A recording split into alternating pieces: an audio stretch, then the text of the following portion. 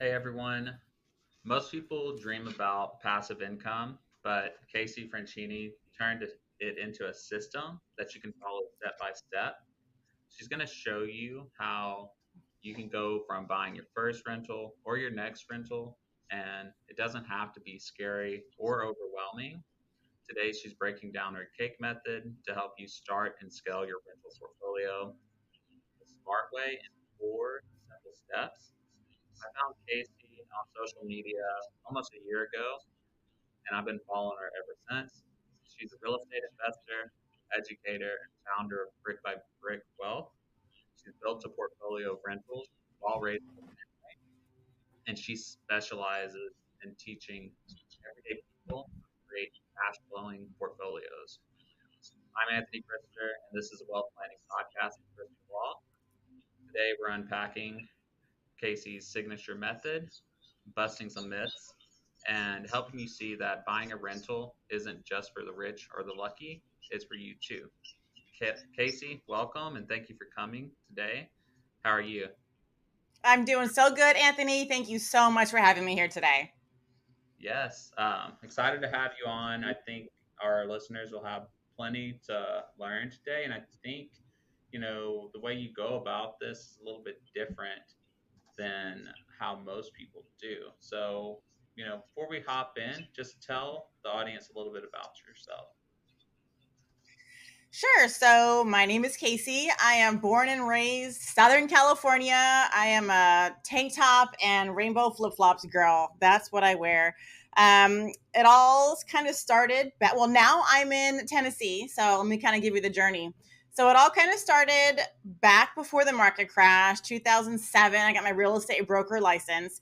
And right before that, I had gotten my first job, out of college, and it didn't work out kind of as planned. I wasn't enjoying the 1.5 hour commute to work in the morning and 1.5 hours back. And I thought, is this why we work so hard in lives, to go to school, to leave in the dark and come home in the dark? This sucks. So I realized that something had to change. And this was definitely not what I kind of thought being a grown up and getting a real job was all about, because I wasn't really living life. And even though I didn't have kids yet and I wasn't married, I knew one day I wanted to, and that I was going to need some sort of income that let me be a stay-at-home mom. That's really what I wanted. And I wondered, how can I have my cake and eat it too? I want to make money, but I want to stay home with my family. So I got my real estate license, right? What else could you think of? I thought that was going to be the way to go. So I can make my own hours and do open houses and all those things. Well, market crash hit 2008 and things weren't really going as planned. I got in touch with some well, actually, my friend got me in touch with some real estate investors who were flipping properties in Southern California. And I started working with them, helping them find flips and short sales across the country. Well, not across the country, across Southern California, which is very large. I was driving to the desert, to Los Angeles. It was ridiculous amounts of driving. I did absolutely hate being a buyer's agent. And now that I'm in Tennessee and still have my license, I don't do that anymore. Just left a really big sour taste in my mouth. But what I did learn was the power of real estate investing. And when my husband and I moved to Tennessee in 2013, I saw a gold mine of opportunity. I saw houses for $1, $5,000, $20,000. And I thought for sure, Anthony, that I was going to be rich. I said, I'm going to be like the Monopoly guy and I'm going to buy every single house on this block. Well, as soon as I got close to some of these properties, I realized that I had better turn my car right around and leave, and that there was no way I was ever going to be buying any properties in these neighborhoods. That's when I realized quality over quantity was key. And it wasn't just about buying the cheapest houses on the block and seeing how many you could buy. And, you hear people buying properties on credit cards, and it just, it sounds shady, and it kind of is. And there is no real shortcut to building wealth and making money. You can cut the learning curve by doing things the right way and not losing thousands and thousands and thousands and thousands of dollars by making mistakes. But really, in my opinion, the best way to win at real estate is to buy quality properties. So we started buying properties just one at a time. Remember, my goal was I wanted to be a stay-at-home mom. So we have 3 kids now. Just now, in the past few years, have I started my coaching program. And that's the only time I really made money in my adult life, besides my little Etsy shop that I kind of started that helped us save up for our first down payment. But besides that, I was a stay-at-home mom for 10 years before I made a dime of my own money. So we were buying properties off my husband's income, wasn't even 6 figures, and we would buy one property a year on average. The key, though, was using my C.A.K.E method, which I developed after my tenant nightmare story. And it really has been the catalyst to making more money with less expenses. And I preach it all the time. It really is the best way for newbies to get started in real estate. No, that's a lot to unpack there. I guess before we go into your cake method, you mentioned a tenant horror story. Was this? Yeah, Can you tell us a little bit about that? sure. So, everybody makes mistakes. And when I started off in real estate, I had been doing it. I understand real estate. I had gotten my license in 2007. I had worked with many buyers and sellers, and I knew how to run the numbers. I knew what a good property was. I knew how to fix up properties actually too, because my dad fixed up properties when I was growing up. I lived in a fixer for 10 years, Anthony. Like, I couldn't go to sleep without hearing hammering. Like, my dad was kind of crazy. So in a good way. But I understood construction, how to set windows, how to set bathtubs, how to paint, what holidays were, with painting and all these little terminologies, and how to hang drywall. So understanding how to fix up properties wasn't my downfall. It was how to manage them, because nobody ever taught me that. And back when I started, I never heard of courses, or I didn't know anybody who owned rentals. And so I kind of had to do it all by myself and learn the hard way. Well, when I first started buying, there was this one house in particular, and I thought, okay, well, this isn't the best neighborhood, and so nobody here is going to have good credit. Why am I going to check credit? I don't even want to know. So I didn't check credit. All I did was verify income, and the gut feeling, and that was working out. That checked out. Well, the couple broke up. Husband cheated. He moved out. The wife begged to stay because she would get a second job, and her son was doing so well in school, and she didn't want to move him out of the school. And they had been making payments on time before that. And I said, okay, fine. Well, she was making payments on time for a little while, and then life happens, I guess, and maybe just got too hard, and so she wasn't making the payments, and she was late, and it turned into, it's like how marijuana is the gateway drug. Well, making late payments is the gateway to worse and worse things. The more that you let tenants go and just give them leeway, the more they take advantage of you. And I've learned that most people will take advantage of you if you give them the opportunity to. So I let the lady, maybe I waived her late payment. This has been several years now. Waived her late payment the first time. Second time late again. I made her pay it, and she was happy to pay the late fee.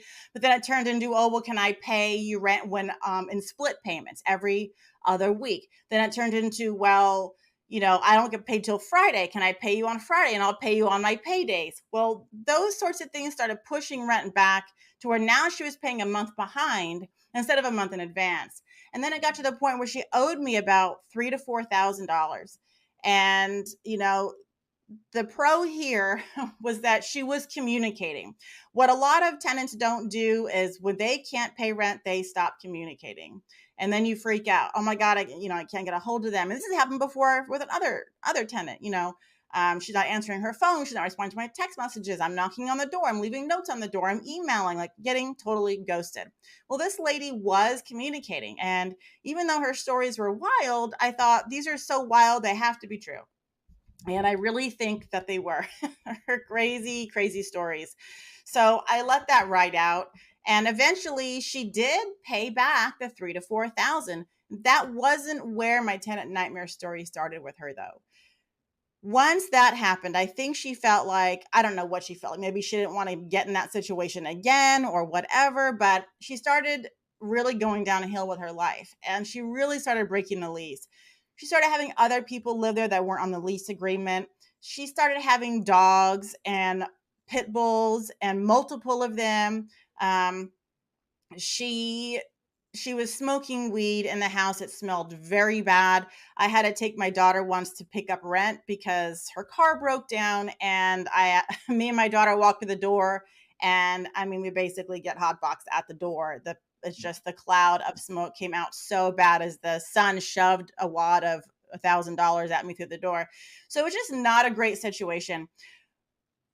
I finally couldn't take it anymore, the late payments. They started coming back, being late again. And I said, if you're late this day, if you do not pay me in full, I will be filing eviction on you. And I don't know if she thought that I was BSing her or what, but I was very clear. And we've been very clear, in the past, and I followed through. But this was it. I said, I'm not allowing you to be late anymore. She was late. And unfortunately, I was leaving the next day to get on an airplane to go to California for my best friend's wedding. So I had no choice. I was going to be gone for 2 weeks. I had no choice but to get this over with. I drove to court the morning before I got on my plane, filed the paperwork, and I got on the plane. I was hoping that she would still pay and then I could cancel it. Well, she didn't pay. And she called me and said, Casey, why did you file eviction on me? And I said, I told you that I was going to do that because you didn't pay.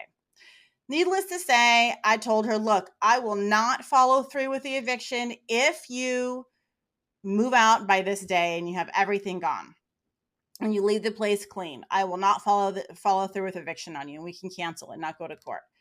Luckily, she did move. It was the weekend before I came back from California, and my 60-some-year-old mother-in-law in her nice old SUV, I begged her to drive down there and check out the property to see if she was really moving and get the key out of the mailbox. The next day, Anthony, we walk into the house, and it was a disaster. My husband and I get completely inundated by thousands of fleas jumping all over us. The place was flea infested. There were German cockroaches, which are, if you're dirty kind, all over the place. Now, I had been in this house. It's not like I never went. I had been in this house before several times over the past year. And yeah, it was not good. She painted my cabinets. She put this little sticky papers, like contact shelf paper, but on my countertops. And I had seen that when I had gone inside once before, and I was just shaking my head. But there's nothing you can do when the damage is already done. So it's like, okay, well, just roll the dice now. Anyway, we get in there. She had stolen all of my appliances. The carpet was terrible, and we left it there to save the hardwood floors underneath. But the dogs had peed so much on the floor all throughout the house that the wood floors underneath were not savable. She dented my garage door. She ran into it with her car on accident. When she was drunk, she admitted. The glass door to get in, security door, was broken, she says, from a basketball from her son. I don't know, maybe, but we had just put that on while she was living there, and it was broken just a couple weeks later. It was over $16,000 in damages, well over 16. That didn't even include the 3 months that I had to keep it vacant because of the fleas. You can't just fix that. So it needed to be vacant for several months. It was a lesson because this was 5 years of dealing with this lady's BS before I finally had the guts to say, I'm not doing this anymore. And I'm just going to take all the repercussions that come, because the house is already kind of in a mess, with after the second year. And I said, oh, well, I'm going to kick her out now and, fix up the place, or I can kick the can down the road and at least she's paying. I should have not kicked the can down the road. I should have gotten her out in the very beginning. And now that lesson really taught me a lot. And it taught me that you have to treat this like a business. I am not a family member for her to rely on. If she needed financial help or she needed help, she needed to go somewhere else for help. You know what she told me one time, Anthony? She says, Casey, I'm sorry, I can't pay you all your rent because the gym auto drafted my gym payment. I said, you have a gym payment? I can't even afford a gym payment. Like, she gets to go to the gym and they auto drafted her. So I don't get my full rent. I go in her house. She has 6 70-inch televisions, 6 70-inch TVs. And they were like amazing TVs. I'm like, what the heck? You can't pay rent, but you have your nails and your hair done all the time. You've got a gym membership and you have better TVs than I do. So if you let people take advantage of you, they will. And now I have systems put in place. This does not happen anymore. I get A+ tenants who pay rent on time or early, and I hardly talk to my tenants all year. And since her, I have not had another nightmare. But that right then, that changed my entire strategy, and that's where the cake method was developed.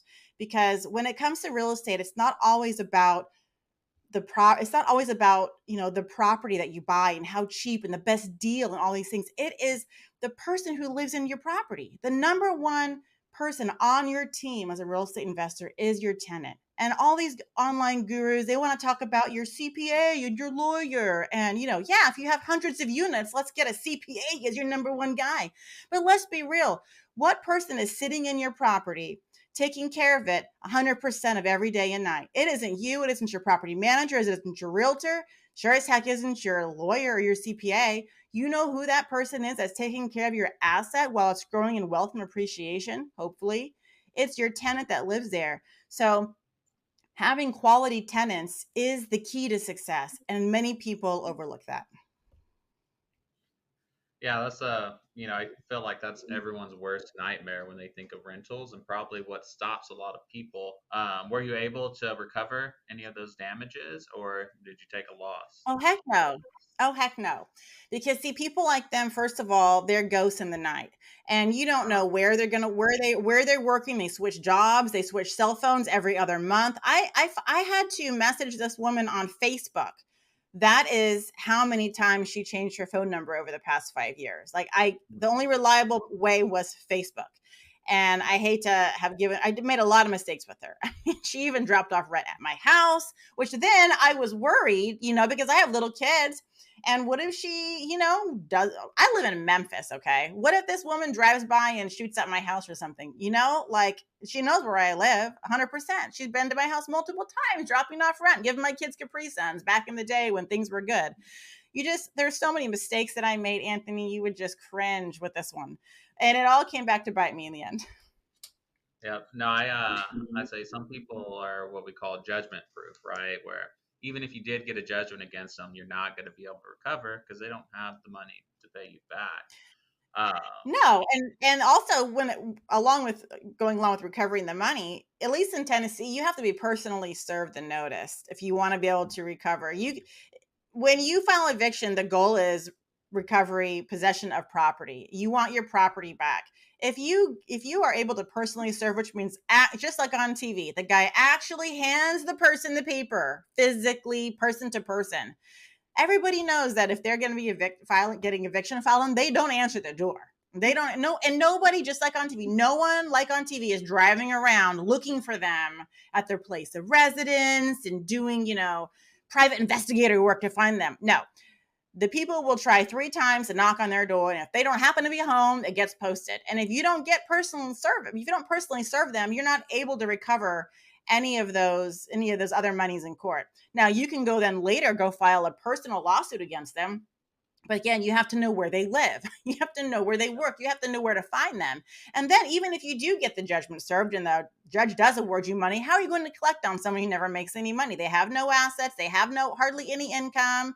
And they probably have 10 other judgments against them. They're only allowed to withhold so much money or take out a small percentage of money from their paycheck, split up against all the creditors. You're not going to get anything. Now, I know some investors, they are hardcore and be like, I don't care. I'm just going to have a judgment on this person for the next 10 years. I don't care if it's $5 a month. They're going to remember me. I just wanted this wiped from my life, and there was no way to even find her. And I do worry sometimes if I go to stores over there, like, am I going to find her? I'm going to be so mad if I see her. Like, we definitely know each other. It's not like we're going to forget who each other are. There's no way. No, that's definitely crazy, and I think that's a good introduction to the cake method. You created the cake method, which I love because it makes real estate feel doable, and again, we can avoid some of these nightmare tenants and nightmare scenarios. Do you mind giving us just a big picture of what the cake method is? Sure. So, big picture is the C.A.K.E method stands for, it has an acronym, right? C.A.K.E. So we have, and this really is the foundation. My opinion is the C.A.K.E method is a foundation to a successful rental property business. Okay, this isn't fancy. This isn't some crazy method that you have to be a rich person for, have tons of experience with. This is for beginners who want to do it the right way. So C stands for choose a quality market. My whole thing is quality over quantity. You don't need 100 doors. You don't need 100 properties.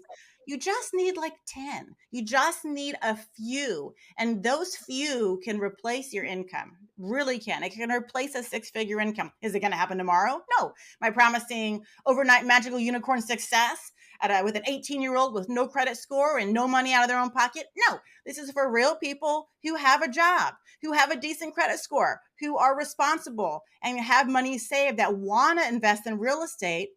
They see the benefits of it and they realize that it is going to take time. But done the right way, it is a surefire way to be a millionaire. Like, there are no ifs, ands, and buts. So C is choose a quality market. This means you can't choose a market in the most gag-infested area that you can find because it's cheap and it gives you the best cash on cash return and all of these, cap rate and this and that, all these numbers that all these people want to talk about. This is about quality. You are going to get the appreciation and the rental increases and more cash flow as time goes on if you're in a market, if you're in a neighborhood where rents go up over time. You may not have $500 a month cash flow year one, but what about year 5? What about year 6? Now we're talking big money because you're in an area that is appreciating and you're able to increase rent. So choose a quality market is C. The next is A, add value. You can add value in 2 different ways, the fast way or the slow way.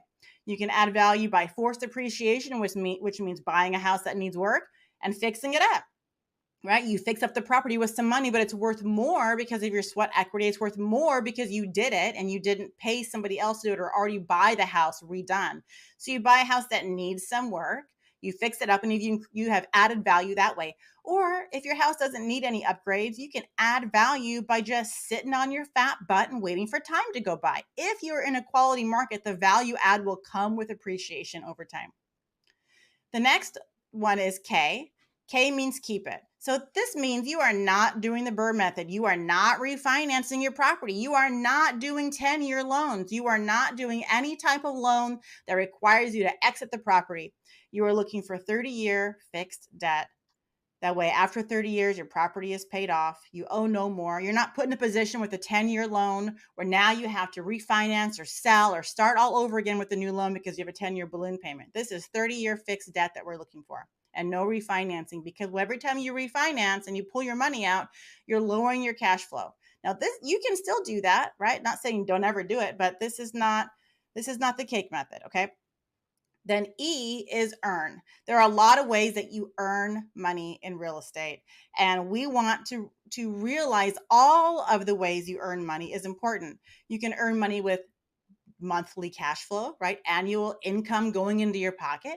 You also earn money, let's not forget, besides cash flow, someone's giving you a full rent check. So sometimes I'll hear students or people say, oh, well, I'm only getting $300 a month. I'm like, no, you're getting $1,200 a month. Don't forget that. Don't forget, someone is handing you a full check, $1,200. And with that $1,200, you are paying a mortgage. So someone's paying a property for you for free.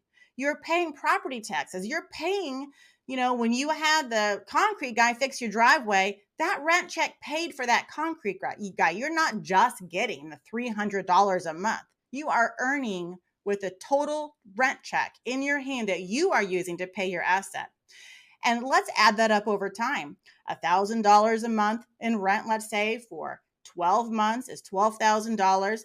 Imagine now year 2, year 3, now you have rent increases, year 4, year 5, multiple properties. Let's not forget how much money you're earning and bringing in from those people, from that income source. It's hundreds and hundreds of thousands of dollars over the years. So there are, and we can also earn income as well by appreciation. So you are earning equity, your net worth is growing because your property values are increasing over time without you really doing much, because you are in choose a quality market, right? You're in the quality neighborhoods. If you buy these really cheap crappy houses in these gang infested areas for $40,000. They're going to be worth $40,000 next year too. And even if appreciation gets them to go up to $55,000, you're still going to have to do a full $30,000 renovation on that property every so many years because the quality of tenants are not there. You are having to completely renovate and do full turnovers on these properties that can cost $5,000 or more, sometimes the full like amount, the 30 grand. If you have people trash your property, like my tenant nightmare story, I don't even buy in that area anymore. And it's not even a bad area. I am so much more choosy now with the quality of the tenants, the quality of the properties. So I make more money that way. No, that's amazing. How does this differ from the BRRRR method? You know, I hear BRRRR, BRRRR, BRRRR, BRRRR, BRRRR. That's the way you get rich, right? How does the C.A.K.E method, I guess, differ from it? Sure. So the BRRRR method, hey, it's great too. And I'm not to knock any method. There are so many paths to being wealthy with real estate. They really are great. But what it comes down to is what's a right fit for you. So in my opinion, the BRRRR method, it's a good method, but okay, you have to think about it. The BRRRR means buy, rehab, rent, refinance, repeat, which means basically you're buying a property, you're flipping it, and you're buying it back. You're not selling it to somebody else. You're selling it back to yourself. But you're selling it back to yourself. It's worth more, but it still has to cash flow at a rent ready status, which is very hard to do in the quality neighborhoods. So with the BRRRR method, you're buying properties that need work, you're fixing them up, then you're going to get you may put a tenant in place now, then you go refinance, you get a brand new mortgage on that new higher amount that the property is now worth because you increase the value. And now you're going to cash flow on that. Well, that means now don't forget you have a new higher mortgage payment now because you took out all this money and you have a higher mortgage payment. Your rent has to be above that higher mortgage payment. But in most quality areas, you are not able to cash flow with a rent ready property with a 25 or 30, even 30%, kept in the property. A lot of the refinancing companies want you to keep 30% in now, not even 20 or 25. So let's say you could even keep 30% and may not even cash flow. So you're having to go down to not amazing neighborhoods so that the BRRRR method works. And that kind of defeats the purpose because sure, you're recycling your money. The goal of the BRRRR method is so you can take one down payment and reuse it over and over and over and over again for multiple properties. Yes, but you're not in the best neighborhoods. And what does that mean? That means you're not getting tenants that are treating your property well. You're having more frequent turnovers. You're having to do, I have a friend who owns a property management company out here.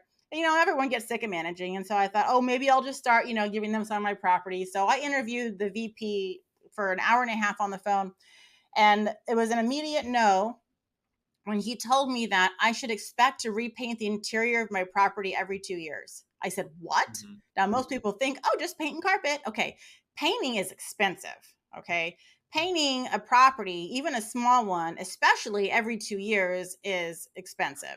We're talking at least $2 a square foot for interior paint. If you have smoke damage or, you need to use oil-based paint, or you need to primer, or you need to paint ceilings. Now, I know some people can do less. They do the apartment special where they take a sprayer and they spray the walls, the ceilings, the trim, the doors, everything, one nice flat color. That does not look very good in my opinion. I still do ceiling paint, trim paint, all that. And so if you want that, $3 a square foot for interior paint on a 1,000 square foot house, that's $3,000 every 2 years to paint. The only property we've ever repainted in full was our nightmare tenant house. Other houses we've owned for 9 years and we have yet to fully repaint them.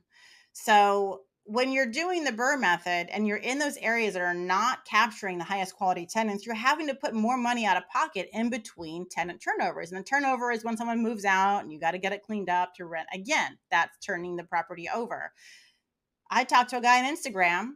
I guess it's been several months now, but it stuck with me. He told me he lives in California. He has 4 out-of-state properties in Ohio. He's worried he didn't buy in the best area, and his turnovers cost $4,000 to $5,000 a piece. Every time somebody moves out, he has to pay 4 to 5,000. If you think about it, most of that's going to probably paint and then repairs, broken doors and, things like that, holes in the walls. 4 to 5,000 every other year, that is eating your cash flow like nobody's business. If you're looking to save money and keep more of it, just buy the better neighborhood. You won't have the headaches. You won't have people breaking the lease agreement and ditching out in the middle of the night. But when you do the BRRRR method and you want the perfect BRRRR, you're having to buy properties that will cash flow at a rent ready status, and you won't really find those in the better neighborhoods. Yeah, I think it's a good point too. You might be getting cash flow, year one and two, but then when you have that turnover, all that cash flow kind of disappears, right? So did you really make money on the property? And then another thing I see is people get over leveraged, like you talk about, right? You buy, you rehab, refinance, go on the next one, and so you've got very little equity to kind of work with, um, which can get you in trouble. Well, Talk to me. especially in today's day, with we have high interest rates right now, right? Yeah. And and a lot of, unfortunately, people that don't know any better, think that rents are going to increase all the time like they did post COVID. I mean, I had a 38% bump in my B class rental property rents during that time. And guess what? A lot of houses out here are back down to pre COVID levels for rent or even right above. So if you bird and you are barely cash flowing at your new price, you might be underwater or negative cash flowing right now because that's what you're getting for rent. So, and imagine if you had bought, I bought 10 properties in 1 year. I'm so amazing. And I did the BRRRR method and only use, an infinite cash flow and all these fancy things that sound so great. But if now you can't even raise the rents and rents are down, you might be out of pocket on all those properties. And I am older than people, a lot of people. And I remember the market crash of '08. I remember people over leveraged, right, during that last market boom. And then when everything tanked. And I am better safe than sorry. I am not playing it. I'm not being risky. I am just going to go along with the way I know it's going to work for sure. And I'm not taking big risks because I saw what happened to people that lost everything. I know people that foreclosed on several properties because they were over leveraging themselves with real estate. And when shit hit the fan, there was nothing they could do but go bankrupt and, foreclose on their credits ruined for years. And, they absolutely hate real estate now because it ruined them. So I don't ever want to be them. Yeah, and I think, the adjustable arms too. I don't think, with the long term rentals, as many people get caught with that, but definitely in the commercial space, those interest rates can definitely eat up. And again, everyone was thinking free money, and they weren't properly underwriting these deals. So, you got to be careful about that. I guess, who do you think the cake method is for and why? So the cake method can be for anybody, really. I mean, it's a tried and true way that you can do real estate this way. Anybody can. But I've been teaching it for several years, and the people that I find the cake method is for people that understand that real estate is not a get rich quick. They also are busy professional. They don't have time to BRRRR and take on full rehabs, especially out of area. They don't have time to flip properties. They don't have time to cold call sellers and take on a full-time job answering cold calls because they spent thousands of dollars a month in marketing mailers and they have to take calls, but they're at work, so they can't. So now what do? These are for real people that have W-2 jobs, they have income saved up, and they know they don't want to be a slumlord. They know they want to buy a quality property, put in some good tenants like you and I, and just let life do its thing. Let appreciation do its thing. Let rents rise naturally because they're in a good neighborhood. And over time, build that net worth and build that second income, and that they realize is not going to come overnight. The cake methods are people that go on Instagram and see these 18-year-olds with Lambos and shake their head and go, yeah, right. Because it is a rented Lambo. Yeah, right. And sure, there's some people that get lucky, but if you're buying someone's course on the premise of you're going to get lucky too, give me a break. These people are realists and they want to do real estate the right way. they know slow and steady wins the race, and they're not looking to take any chances. What do you think is kind of the biggest holdup with people buying a rental? And how do you help with that? The biggest hang up really is they're scared, scared of the unknown. I mean, this goes for anything in life within any industry. When you take on a new thing, right? It's scary because you're not sure of the outcome. You don't know how it's going to work. There are a lot of moving parts, but I've been in real estate for 18 years. So what I do now is I help people through the entire process of the first rental.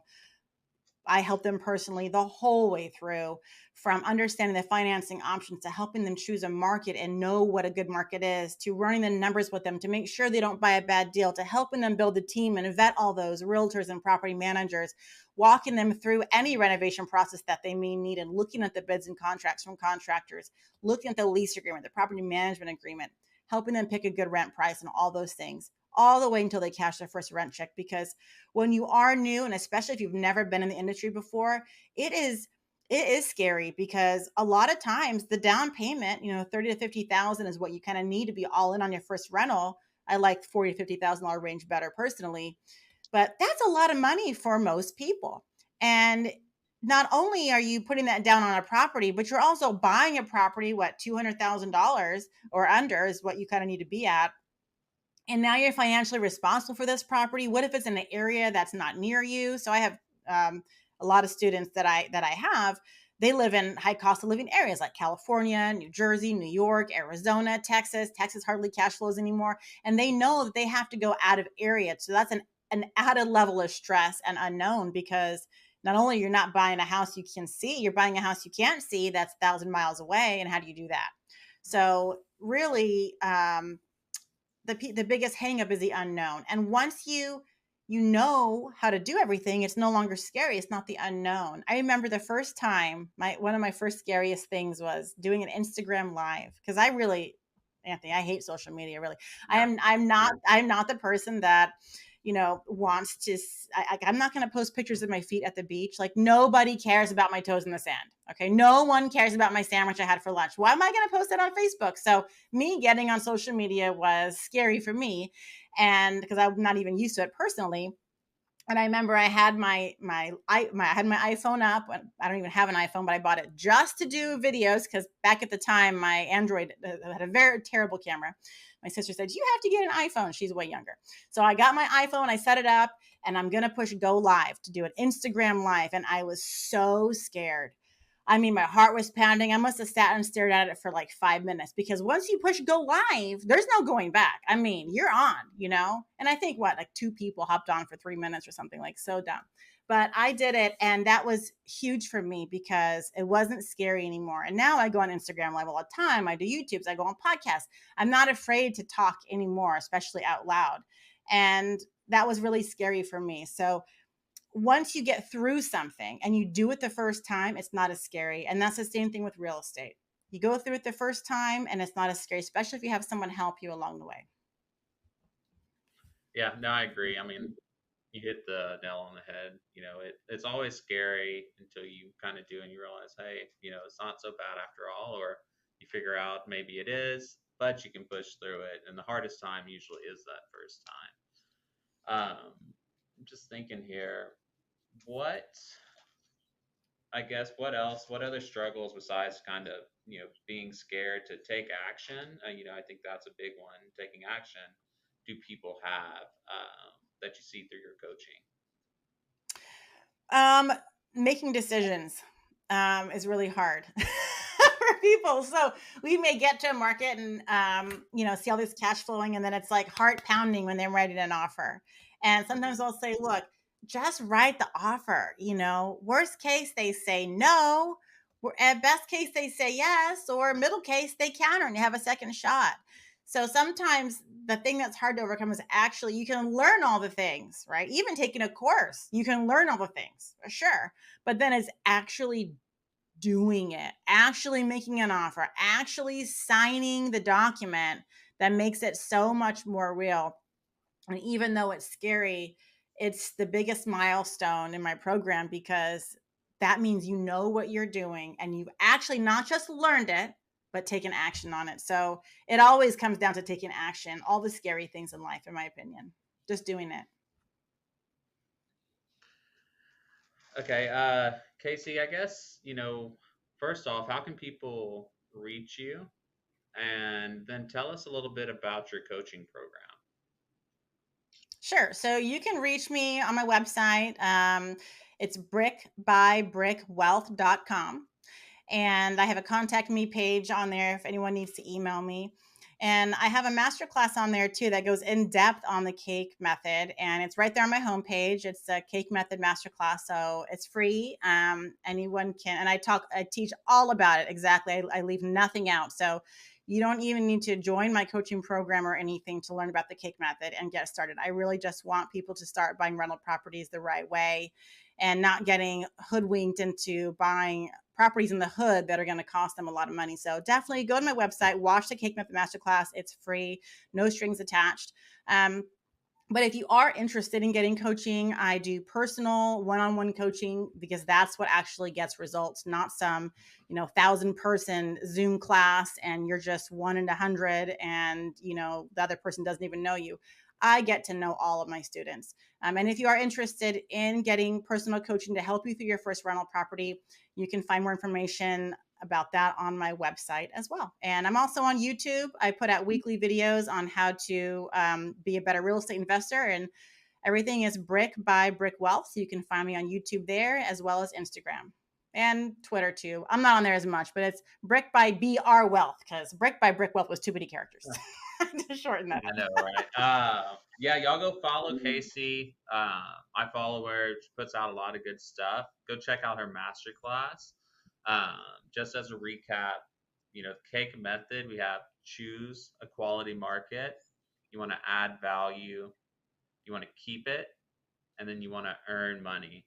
Uh, Great show today, Casey. Thank you for hopping on. Y'all go give her a follow, watch her masterclass, and if you want to buy your first rental, reach out to her and let her help you guys.